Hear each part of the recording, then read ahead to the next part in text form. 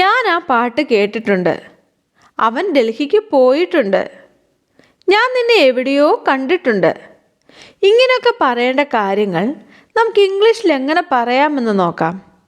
ഇവിടെ നാം ഉണ്ട് എന്നർത്ഥം വരുന്ന ഹാസ് അല്ലെങ്കിൽ ഹാവ് ഇവയോടൊപ്പം നമുക്ക് വേണ്ടതായ പ്രവൃത്തിയുടെ B3 ഫോം ചേർക്കുമ്പോൾ കണ്ടിട്ടുണ്ട്, കേട്ടിട്ടുണ്ട്, വന്നിട്ടുണ്ട്, പോയിട്ടുണ്ട് എന്നൊക്കെയായി മാറുന്നു.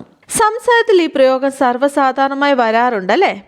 ഇന്ന് നമുക്ക് ഇങ്ങനെയുള്ള സെൻറ്റൻസുകൾ പ്രാക്ടീസ് ചെയ്യാം. വീഡിയോ ഇഷ്ടമായ ലൈക്ക് ചെയ്യാൻ മറക്കരുതേ. നമുക്ക് പോകാം ഇന്നത്തെ സെൻറ്റൻസുകളിലേക്ക്. ഞാൻ നിന്നെ എവിടെയോ കണ്ടിട്ടുണ്ട്. I have seen you somewhere. I have seen you somewhere. ഞാൻ നിന്നെ എവിടെയോ കണ്ടിട്ടുണ്ട്. അവൻ ഡൽഹിക്ക് പോയിട്ടുണ്ട്. He has gone to Delhi. He has gone to Delhi. അവൻ ഡൽഹിക്ക് പോയിട്ടുണ്ട്. അവർ പണം എടുത്തിട്ടുണ്ട്. They have taken money. They have taken money. അവർ പണം എടുത്തിട്ടുണ്ട്. ഞാൻ ആ പാട്ട് കേട്ടിട്ടുണ്ട്. I have heard that song. I have heard that song. ഞാൻ ആ പാട്ട് കേട്ടിട്ടുണ്ട്. അവർ ജോലി പൂർത്തിയാക്കിയിട്ടുണ്ട്. They have completed the work. They have completed the work. അവർ ജോലി പൂർത്തിയാക്കിയിട്ടുണ്ട്. ഞങ്ങൾ ഹോംവർക്ക് ചെയ്തിട്ടുണ്ട്. We have done the homework. We have done the homework. അവൻ അവിടെ എത്തിയിട്ടുണ്ട്. He has reached there. He has reached there. അവൾ പലതവണ ജയ്പൂരിൽ പോയിട്ടുണ്ട്. She has gone to Jaipur several times. She has gone to Jaipur several times. ഞാൻ ഈ novel വായിച്ചിട്ടുണ്ട്. I have read this novel. I have read this novel. അവനൊരു കുട കൊണ്ടുവന്നിട്ടുണ്ട്. He has brought an umbrella. He has brought an umbrella. ഞാൻ എല്ലാം ഏർപ്പാടാക്കിയിട്ടുണ്ട്. I have arranged everything. I have arranged everything. അവൻ ഫീ അടച്ചിട്ടുണ്ട്. He has paid the fee. He has paid the fee. അവൾ ഒരു car വാങ്ങിയിട്ടുണ്ട്. She has bought a car. She has bought a car. അവൾ എന്നെ പലതവണ സഹായിച്ചിട്ടുണ്ട്. She has helped me many times. He has helped me many times. നീ എന്നെ മറന്നിട്ടുണ്ട്. You have forgotten me. You have forgotten me. മനസ്സിലാവുന്നുണ്ടോ? അവൾ ഇതുവരെ വന്നിട്ടില്ല. ഇതെങ്ങനെ പറയാം? She has not come yet. She has not come yet.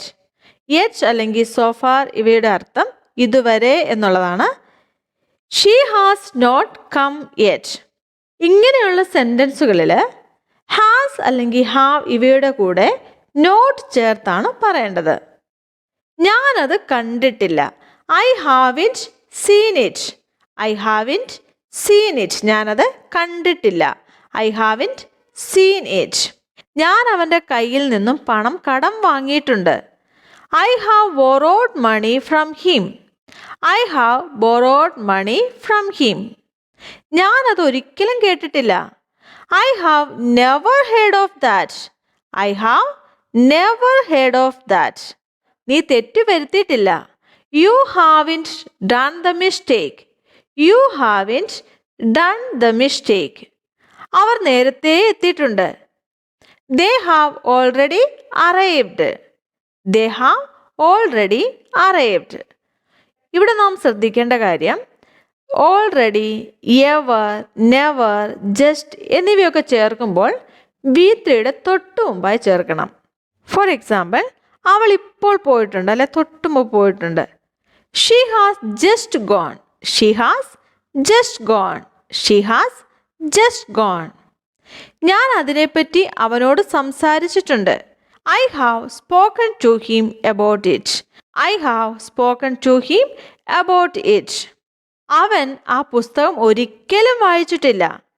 He has never read that book. He has never read that book.